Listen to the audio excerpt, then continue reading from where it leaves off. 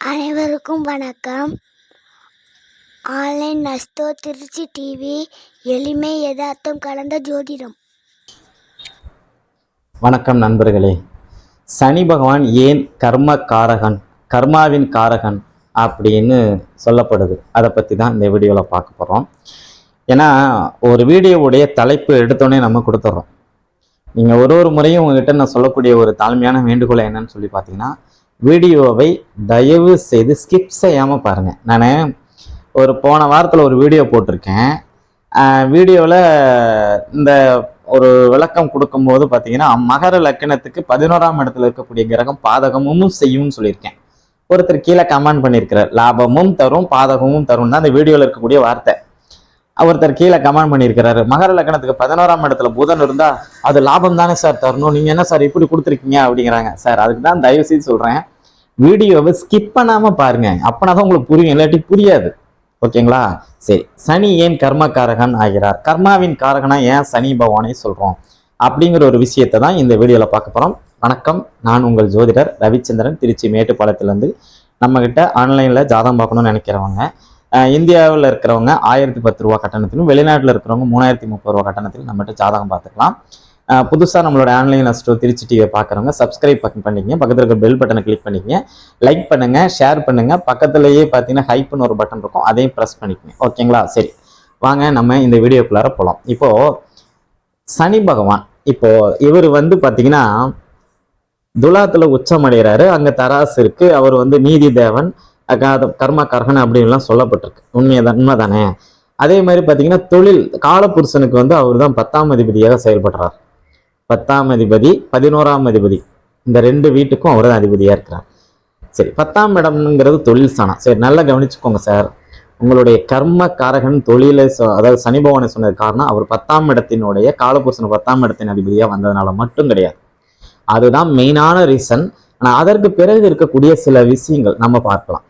இதை இன்னைக்கு நம்மளுடைய ஆன்லைன் அஸ்ட்ரோ திருச்சி டிவியுடைய தாரக மந்திரம்னு என்ன சொல்றோம், எளிமை யதார்த்தம் கலந்த ஜோதிடம் அப்படின்னு தான் நம்மளுடைய யூடியூப் சேனல் பேர் நம்ம சொல்லிட்டு இருக்கிறோம். முதல் ஒரு விஷயம், எளிமையா இருக்க பழகிக்கணும். சரிங்களா? வாழ்க்கையில இன்னைக்கு ஒருத்தர்கிட்ட ஆன்லைன்ல அப்பாயின்மெண்ட் பார்க்கும்போது ஒருத்தர் சொன்னாரு, சார் நான் அரசு வேலையில் இருக்கேன் சார், ரொம்ப எளிமையான வாழ்க்கை தான் சார், என்கிட்ட கார் கூட இல்லை சார், 2 வீலர் மட்டும்தான் இருக்கு, அதை வச்சுதான் நான் வாழ்றேன் அப்படிம்பாங்க. நம்ம மறுபடியும் சொல்றேங்க சார், இந்த எளிமையா இருக்கக்கூடியவங்க மனிதர்களை சனி பகவான் தொடர்வதற்கு பயப்படுவார். நம்மெல்லாம் சனி பகவானை பார்த்து தானே பயப்படுறோம். ஆனா சனி பகவான் இந்த மாதிரி எளிமையா இருக்கிறவங்களை பார்க்க தொடர்றதுக்கு அவரு பயப்படுவார். வேணாம்ப்பா, இவன் ரொம்ப சிம்பிளா இருக்கிறான். ஏன்னா நீங்க எப்பெல்லாம் ஆடம்பரத்தை நோக்கி போறீங்களோ அப்பெல்லாம் நீங்க வேற ஒரு விஷயத்திலிருந்து முன்னோக்கி வந்துட்டு இருக்கிறீங்கன்னு அர்த்தம். இந்த வேற ஒரு விஷயத்தை பத்தி இன்னைக்கு பேசல, ஏன்னா இன்னைக்கு அந்த வேற ஒரு விஷயம் தான் இன்னைக்கு உலகத்துல பெரிய விஷயமா இருக்கு. ஓகே, எளிமையா இருக்கணும் சார், பணிவா இருக்கணும். நமக்கு எவ்வளவு விஷயங்கள் தெரிஞ்சாலும் சரி, ரொம்ப பணிவா அடக்கமா பவ்யமா இருக்கணும். நம்மளுடைய குருமார்கள்லாம் பார்த்தீங்க அப்படின்னா நிறைய பேரை நம்ம சொல்லலாம். இப்போ தங்கப்பாண்டி நையெல்லாம் இருக்கிறாருன்னா அவரெல்லாம் எளிமையின் சிகரமா இருக்கிறார். அதே மாதிரி நம்மளுடைய திண்டுக்கல் சின்ராசையா இருக்கிறாருன்னா அவரெல்லாம் சொல்லவே முடியாது. அதே மாதிரி நிறைய ஜோதிடர்களை சொல்லலாம். சரிங்களா? இங்க ஒரு ஜோதிடரை பத்தி சொன்னா இன்னொரு ஜோதிடருக்கு பிடிக்க மாட்டீங்க அப்படிங்கனால எனக்கு தெரிஞ்ச இந்த 2 ஜோதிடர்களை பத்தி நான் ஒரு விரிவான ஒரு விஷயத்த சொல்லாம சிம்பிளா சொல்றேன். இவங்கெல்லாம் எளிமையோடைய உச்சத்துல இருக்கிறாங்க சார், அதனால இவங்களுக்கு 7.5 சனியோடைய பாதிப்பு பெருசா பாதிக்காது. ஓகே, முதல்ல எளிமையாக இருக்க கத்துக்கணும். அப்படி எளிமை இல்லை, நீங்க ஆடம்பரமா வாழ்ந்தீங்க, பந்தாவா வாழ்ந்தீங்க அப்படின்னா சனி பகவான் உங்களுக்கு கர்மக்காரகனாக செயல்படுவார். ஃபர்ஸ்ட். சரி, 2வது பாயிண்ட் எடுத்துக்கோங்க. 2வது பாயிண்ட் என்ன அப்படின்னு சொல்லி பார்த்தீங்கன்னா, எளிமை பணிவு முதல் பாயிண்டா பார்த்துட்டோம். 2வது பாயிண்ட், சொல்லும் செயலும் ஒன்னா இருக்கும். நிறைய பேருக்கு சார் இப்ப இன்னைக்கு அப்படி இல்லவே இல்லை. 10 மணிக்குன்னா 10 மணிக்கு நம்ம ஒரு இடத்துக்கு வரணும் அப்படின்னா அவங்களுடைய வீட்டுல இருந்தே 10 மணி தான் கிளம்புவாங்க. அப்போ அங்க இந்த டயத்தை சரியா கீப் அப் பண்றல சார். சனி பகவானுக்கு டைமுக்கும் என்ன சார் சம்பந்தம், நீங்க பாட்டை அடிச்சு விட்டீங்க சார் அப்படிங்களா சார்? நல்லா கவனிச்சுக்கோங்க. சனி பகவான் கிரக வரிசையில் இடம் பெற்றதுக்கான ஒரு சின்ன கதை இருக்கு, அதையும் லைட்டா ஒரு மேலோட்டமா சொல்றேன். இவர் காசிக்கு போய் பைரவரை கும்பிட்டு, அதாவது அதுலயும் கால பைரவரை கும்பிட்டு அதன் பிறகுதான் இவர் கிரக வரிசையில் இடம் பெற்றார் அப்படிங்கிறது நம்ம புராண நூல்கள் சொல்லப்படக்கூடிய ஒரு மிக அழுத்தமான ஒரு செய்தி. அப்போ இந்த கால பைரவருக்கு தான் சார் இன்னைக்கு இருக்கிற நேரம். அந்த நேரத்தை தவறாம நீங்க கீப் அப் பண்ணீங்க அப்படின்னா உங்களுக்கு சனி பகவான் கர்மகாரகனாக அவர் வந்து உங்களுக்கு நெகட்டிவாக உங்களை வந்து தொடர்வதற்கு யோசனை செய்வார், பாசிட்டிவாக உங்களை விட்டு வெளியில் ஓடிடுவார், உங்களை தொடர்வதற்கு பயப்படுவார். இதனால தான் சார் சனி கர்மக்காரகன். எப்போ இதெல்லாம் விதைக்கிறது யாரு? நம்ம தான். நம்மளை விதைக்க வைக்கிறது யாரு? இந்த கிரகங்கள் தான். சரி, ரெண்டாவது இந்த பாயிண்டை பார்த்துட்டோம். சொல்லும் செயலும் ஒரே மாதிரி இருக்கும் அப்படின்ட்டு. மூணாவது, நம்ம கிட்ட கொஞ்சம் பலம் இருக்கு, பொருளாதாரம் இருக்கு, ஆள் பலம் இருக்கு, படைபலம் இருக்குது அப்படின்ட்டு ஒரு நமக்கு இந்த இருக்கிறதுன்னு நம்ம சொல்லிட்டு இருக்கோங்களா, இல்லாதவனை போய் நம்ம போட்டு படுத்துறது, மிரட்டுறது, நீ இப்படிதான் இருக்கணும் அப்படின்னு அடுத்தவனுக்கு நம்ம டியூஷன் எடுத்துட்டு இருக்கிறது, அதான் மிரட்டி பணிய வைக்கிறது. இது டியூஷன் எடுக்கிறதுன்னு சொல்லக்கூடாது சார், ஏன்னா டியூஷன் எடுக்கிறது நல்ல விஷயம்.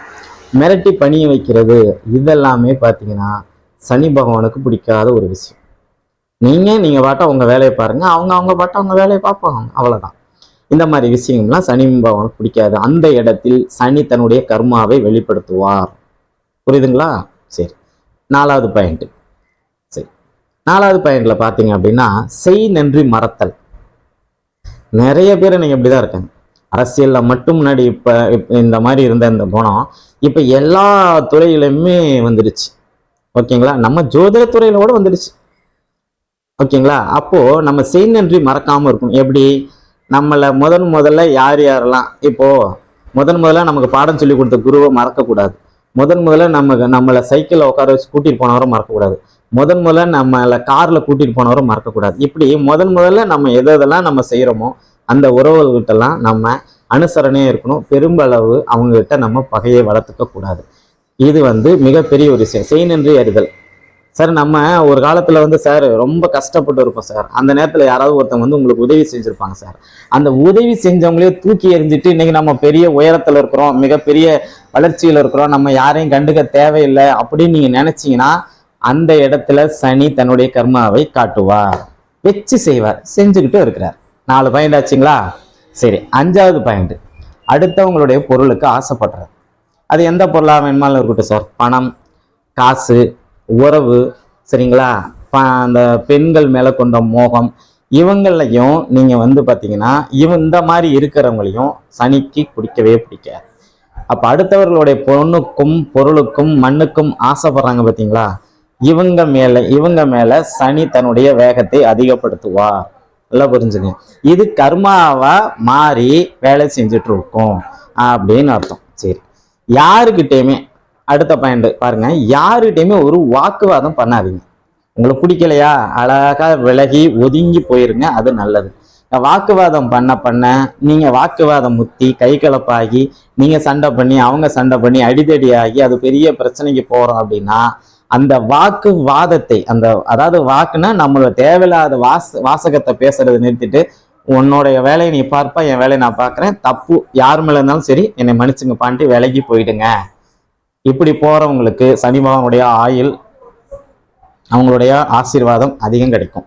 சரி, இன்னொரு விஷயம், எல்லா வேலையும் குள்ளநெறி வேலைத்தையும் செஞ்சுட்டு ஒண்ணுமே தெரியாத மாதிரி இந்த நல்லவன் மாதிரி வேஷம் போடுவாங்க. சரிங்களா? நான் மீண்டும் சொல்றேன், இந்த வீடியோ முழுக்க சனி பகவானின் கர்மாவை பற்றி மட்டுமே சொல்லப்பட்டிருக்கு, யாரையும் குறிப்பிட்டு சொல்லப்படவில்லை. இதை முதல்ல தெளிவா புரிஞ்சுக்குங்க. கீழே கமெண்ட் எல்லாம் பண்ணாதீங்க, சரிங்களா? சரி, அந்த அமைப்புல நல்ல இன்னொரு விஷயம் கவனிச்சுங்க. மற்றவங்களை தூண்டி விட்டு 2 பேத்துக்கு இடையில கலகம் மூட்டி விட்டுட்டு கை கட்டி வேடிக்கை பார்க்குற இந்த குணம் வேணாம். இந்த குணமும் சனி பகவானுடைய கர்மாவுக்கு அவருடைய கர்மாவை நம்ம கிட்ட அதிகம் செலுத்துவதற்கு ஒரு காரணம். சரி, 3வது ஒரு விஷயம், சொத்து வாங்குறதுக்கு. இப்போ அண்ணன் தம்பி கிட்ட இருந்து சொத்து வாங்குறோம், அக்கா தங்கச்சி கிட்ட இருந்து சொத்து வாங்குறோம். இவங்க கிட்ட இருந்து சொத்து வாங்கும்போது பாத்தீங்கன்னா அப்படின்னா அவங்களுக்குன்னு சொல்லி ஒரு ஷேர், இன்னைக்கு வந்து பெண்களுக்கு சம பகுதி சொத்துல பங்கு இருக்கு. அவங்க வந்து கொடுத்தா வாங்கிக்கிங்க, இல்லாட்டி நீங்க அதுல கையெழுத்து போட்டு வந்துருங்க. அவங்க கொடுக்கறத வாங்கிட்டு வந்துருங்க. எனக்கு இவ்வளவு வேணும் அவ்வளவு வேணும்னு சொல்லி நீங்க டிமாண்ட் பண்ணக்கூடாது. பெண் குழந்தைகள் அவங்களோட தொடர்புல உள்ளவங்க. பிளஸ் அதே நேரத்துல அந்த ஆண் குழந்தைகளை என்ன பண்ணணும் அப்படின்னா, அவங்களுக்கு கல்யாணம் பண்ணி கொடுத்துட்டோமே, அக்கா தங்கச்சியும் கல்யாணம் பண்ணி கொடுத்துட்டோமே, அதோட சரி அவங்களுக்கு இனிமேல் எதுவும் செய்யக்கூடாதுன்னு மனைவி பேச்சு கேட்டுட்டு இருந்தா இங்கேயும் சனி பகவானுடைய கர்மா உங்களை நல்லா வச்சு செய்யும். சரிங்களா? அதே மாதிரி மிரட்டி சொத்து வாங்குறது, மிரட்டி பலவந்தப்படுத்துறது, மிரட்டி தன்னுடைய இச்சைகளை தீர்த்துக்கிறது, இதுவும் தப்பு தான். கணவன் இருக்க மனைவி இன்னொரு இடத்துல போய் பழக்க வழக்கம் வச்சுக்கிறது, மனைவி இருக்க கணவன் இன்னொரு இடத்துல போய் பழக்க வழக்கம் வச்சுக்கிறது, இவங்களெல்லாம் சனி பகவான் வச்சு செஞ்சுட்டு தான் இருக்கு. இவ்வளவு தப்புகளுக்குமே அவர் தீர்ப்பு எழுதி கொண்டு இருக்கிறதுனால தான் தப்பு பண்ற ஒவ்வொரு மனுஷனும் சனி பகவானை நினைச்சு பயப்படுறான். ஒரு மனிதன் சனி பகவானை நினைச்சு பயப்படுறான் அப்படின்னா அவன் தப்பு நிறைய செஞ்சுட்டு இருக்கிறான் அப்படின்னு ஒரு அர்த்தம் உண்டு. அதனால நீங்க அந்த விஷயத்துக்குள்ளார நீங்க எப்பவுமே போகக்கூடாது அப்படிங்கிற ஒரு விஷயத்த நல்லா தெளிவா வச்சுக்கோங்க. சரி, இதுல இன்னும் ஒரு சில பேர் இருக்காங்க, ஒன்னா இருந்ததை ரெண்டா பிரிக்கிறது. இப்ப அண்ணன் தம்பி 2 பேரும் ஒன்னா இருப்பான், அவங்கள வம்புழுத்து கலகம் மூட்டி கோல் மூட்டி ரெண்டா பிரிச்சு விட்டுருவாங்க. அதுக்கப்புறம் அக்கா தங்கச்சிங்களுக்கு இந்த சொத்துல பிரச்சனையில ரெண்டா பிரிச்சு விட்டுருவாங்க. இது ஒரு அமைப்பு. ஒரு சங்கம் இருக்கும், இந்த சங்கத்தை ரெண்டா உடைச்சு விட்டுருவாங்க. இவங்களெல்லாம் ஒரு விஷயத்த ரெண்டா உடைச்சிங்க அப்படின்னாவே உங்களை சனி பகவான் வச்சு செய்ய போறாருன்னு அர்த்தம். நீங்க அதற்கு தகுந்த மாதிரி இருந்துக்கணும். சார், இந்த வீடியோ பார்க்கறதுக்கு முன்னாடி வரைக்கும் நான் இப்படி தான் சார் இருந்தேன் அப்படின்னா தயவு செய்து உங்களை மாத்திக்கங்க. அடுத்து வரக்கூடிய 30 வருஷமாவது சனி பகவானுடைய அருளோடையும் ஆசீர்வாதத்தோடையும் நீங்க நல்லா இருப்பீங்க. அப்போ ஒரு விஷயத்த இது பண்ணக்கூடாது. நம்மளுடைய சுயநலத்துக்கு அடுத்தவங்களை அதிகமா பயன்படுத்தக்கூடாது. சார், இப்போ நம்ம ஒரு இடத்துக்கு போறோம் சார், ஒரு சின்ன உதவி, நமக்கு ஒரு ஹெல்ப் வேணும்னு சொல்லி கேட்குறாங்க. அவங்ககிட்ட ஒரு ஹெல்ப் கேட்கலாம். அது சுயநலம் கிடையாது சார். நம்மளுடைய சுயநலத்துக்காக ஒரு ஆளை காலையில கூட்டிட்டு போயிட்டு நைட்டு வரைக்கும் உட்கார வச்சுட்டு அவங்களுக்கு தண்ணி உணவு எதுவும் கொடுக்காம அவங்கள பழி வாங்குறோம் அப்படின்னா, சார் நான் கூட்டிட்டு போனவங்களை பத்தி மட்டும்தான் சார் பேசுறேன், இந்த அரசியல் பேசல, ஓகேங்களா? அந்த மாதிரி இருந்துச்சுன்னா இதுவும் சனி பகவானுடைய தாக்கத்துக்கு நம்ம ஆளாக தோணும். இப்படி பல விஷயங்கள் இதுக்குள்ளார இருந்துட்டு இருக்கு அப்படின்னு நம்ம பார்க்கலாம். சரி, இது ஒரு பக்கம் இருக்கட்டும். கடைசியில பாத்தீங்க அப்படின்னா, கடைசி ஒரு விஷயம், நீங்க எப்பவுமே நீங்க உண்டு, உங்க வேலை உண்டு, உங்க துறை உண்டு அப்படின்னு இருந்தீங்க அப்படின்னா உங்க வாழ்க்கையில எந்த விதமான சிக்கலும் வராது, எந்த வித துன்பமும் வராது. சார், மெயினா ஒரு விஷயம் உங்களுக்கு விட்டுட்டேன் சார், கலப்படம் பண்ண சனி பகவானுக்கு பிடிக்காது சார். உணவு பொருளை கலப்படம் பண்ணவனுடைய குடும்பத்தெல்லாம் வச்சு செஞ்சுட்டு இருக்கு சார். அவங்க வீட்டிலலாம் ஒரு குறைபாடு இருக்கு சார். ஒரு நிறுவனம் இருக்கு, ஒரு அல்ல, அவங்களெல்லாம் நம்ம எதுவும் சொல்ல வேண்டாம். எனக்கு அனுபவத்தையும் சொல்றேன். தூத்துக்குடி மாவட்டத்தில் திருச்செந்தூர் பக்கத்துல ஒரு அம்மா எனக்கு போன வருஷம் என்கிட்ட அப்பாயின்மெண்ட் வாங்கினாங்க. சார், நான் எந்த தப்புமே பண்ணல சார், என் வீட்டுக்காரர் இறந்துட்டாரு, என் பையனுக்கு கை கால் வரல, நான் ரொம்ப கஷ்டப்படுறேன் அப்படின்னு. நீங்க என்ன தொழில் செய்றீங்க அப்படின்னு சொல்லும் போது அவங்க ஒரு தொழில் சொன்னாங்க. நான் இந்த தொழில் செய்யறேன் அப்படின்னு. அதுல எதுவும் கலப்படம் பண்ண மாட்டீங்களாமா அப்படின்னு சொல்லி கேட்டேன். அதுல ஒண்ணுமே பண்ண மாட்டாங்க, என்ன அந்த பொருள் வெள்ளையா வர்றதுக்காக மைதா மாவு கொஞ்சம் கலப்பேன் அப்படின்னு. உங்களை அரிசி மாவுல மைதா மாவு கலக்க சொன்னது யாரு? கலப்படம் இருந்தாவே அந்த இடத்துல சனி வச்சு செய்வாருன்னு சொன்னானா? இப்ப பாருங்க, அவங்க குடும்பத்துல பாதிப்பு இருக்கு. நீங்க கலப்படம் ஏங்க செய்யறீங்க? தோசை வெள்ளையா வரணும் அப்படிங்கிறதுக்காக நீங்க மைதா மாவு போடுறீங்க. புரோட்டா கெடுதல்னு சாப்பிட்றவங்களை பத்தி இங்க பிரச்சனை இல்லை, அது கெடுதல், அது எல்லாருக்குமே தெரியும், அவங்க சாப்பிட்றாங்க, பிரச்சனை இல்லை. ஆனா ஒரு பசிக்கு இட்லியை சாப்பிட்றாங்க, சரி ஒரு தோசை சாப்பிடலாம்னு சாப்பிடும்போது அந்த தோசையில எங்களுக்கே ஒரு அனுபவம் வந்துச்சுங்க. நாங்க பழனி போயிட்டு வந்தோம், ஒரு கடையில போய் சாப்பிடும்போது பாத்தீங்கன்னா தோசை நல்லாவே இல்லை. நாங்க கேட்டோம், அரிசி மாவுல தோசை மாவு கலந்து மைதா மாவு கலந்தீங்களா, மைதா மாவுல அரிசி மாவு கலந்தீங்களா அப்படின்னு சொல்லி கேட்டோம், தோசை மாவு கலந்தீங்களா அப்படின்னு. அப்போ அந்த கர்மாவை எல்லாம் பார்த்துக்கிட்டு சனி பகவானுக்கு ஒரு நாளும் கம்முன்னு இருக்க மாட்டார். அப்ப கலப்படம் பண்றவங்க, இந்த நம்பர் 2 வழியில இருக்கிறவங்க, அரசாங்கத்துக்கு வரி கட்டாம ஏமாத்துறவங்க, இவங்களெல்லாம் சனி பகவான் வச்சு செய்வார். சரிங்களா? சும்மா சனியை பார்த்து பயப்படுற அத்தனை பேரும் தப்பு பண்ணவங்க தான். சனியை பார்த்து எத்தனையோ சனி பேர் சனி நான் கோயிலுக்கெல்லாம் போகாமல இருந்திருக்கேன், அதெல்லாம் வேற விஷயம். ஏன்னா நம்ம யார் மனசையும் இது பண்ணல, யாரையும் கெடுக்கல, எந்த விதமான இதுவும் சொல்ல. எப்பா என்கிட்ட ஜாதகம் பாக்குறீங்களா, என்கிட்ட ஃபீஸ் இவ்வளவுதான்ப்பா அப்படின்னு. அதுல நம்ம மற்றவர்களுக்கு சரி. இன்னொரு முக்கியமான ஒரு விஷயம், முதியோர்களுக்கும் வயசானவர்களுக்கும் நம்ம உதவி செய்யணும். இந்த அநாத ஹோமுக்கு பாத்தீங்கன்னா உங்களால முடிஞ்ச வரைக்கும் உதவி செய்யும். உங்களுடைய பிறந்த நாள், திருமண நாள், கல்யாண நாள், தீபாவளி, பொங்கல், தலைப்பொங்கல், எந்த ஃபங்க்ஷனா இருந்தாலும் சரி, உங்க குழந்தைங்களுடைய பிறந்த நாள் இதுலெல்லாம் போய் பார்த்தீங்கன்னா அந்த குழந்தைங்களுக்கு பார்த்தீங்கன்னா போய் அந்த குழந்தைங்களோட நேரத்தை செலவிடுங்க. நீங்க கோயில் குளம் போறது எந்த அளவு நல்ல விஷயமோ அதை விட நல்ல விஷயம் இங்கேயும் இருக்கு. நீங்க போங்க, ஒவ்வொரு குழந்தையும் கூப்பிட்டு ஒரு 5 நிமிஷம் 10 நிமிஷம் பேசுங்க. ஏன்னா அந்த குழந்தைங்கிட்ட வேற யாருமே பேச மாட்டாங்க. நீங்கள் பேசிட்டு வாங்க, அந்த மாதிரி சந்தோஷத்தை தருங்க. அதாவது முடியாதவங்களுக்கும் அதை மாற்றுத்திறனாளிகளுக்கும் நீங்கள் உதவி செய்வதன் மூலம் நீங்கள் வந்து கண்டிப்பாக சனி பகவானுடைய அந்த அதாவது அவருடைய அந்த வேகமான அந்த அந்த கோபத்திலிருந்து நீங்க தப்பிச்சுக்கலாம். இந்த இத்தனை விஷயமும் நம்மளுடைய கர்மாவின் அடிப்படையில நடக்குது அப்படின்னு நாம எல்லாருமே நினைச்சிட்டு இருக்கிறோம். அதுதான் உண்மை. அந்த கர்மாவிலிருந்து முடிந்தவரை நாமளே பாதுகாக்கிறதுக்கு நம்ம சொன்ன நான் சொன்னது எல்லாமே பார்த்தீங்கன்னா 100ல் 1 பங்கு தான் சொல்லியிருக்கேன். மிச்சம் 99 பங்கு இருக்கு. இந்த மாதிரி அமைப்பெல்லாம் இருக்கும்போது பார்த்தீங்கன்னா சனி பகவானுடைய வேகம் நம்ம கிட்ட அதிகமாக இருக்கும். அப்போ சனி இவ்வளவு தப்பு பண்றவங்களை மட்டும்தான் தண்டிக்கிறது, தப்பு செய்யாதவங்களை சனி பகவான் தண்டிக்கிறதே கிடையாது. அதனால தான் சனி கர்மக்காரகன். அவர் கையில வந்து பார்த்தீங்கன்னா தராசு கொடுத்துருக்காங்க. தராசு இருக்கக்கூடிய வீட்டில் உச்சப்பழம் கொடுத்துருக்குறாங்க. அது வந்து அவர் இன்னும் ஒரு வழக்கம் ஒரு விஷயம் கூட செய்வார். அவர் கையில ஒரு பெரிய தடி இருக்கும். தப்பு பண்றவங்கள அவர் அடிப்பாரு. அதே மாதிரி அவர் கையில வந்து ஒரு வெள்ளை கலர்ல ஒரு புறா இருக்கும். அதாவது தப்பே செய்யாதவங்களை வந்து அவர் அரவணைப்பாரு அப்படிங்கிற ஒரு விஷயமும் சொல்லியிருக்காங்க.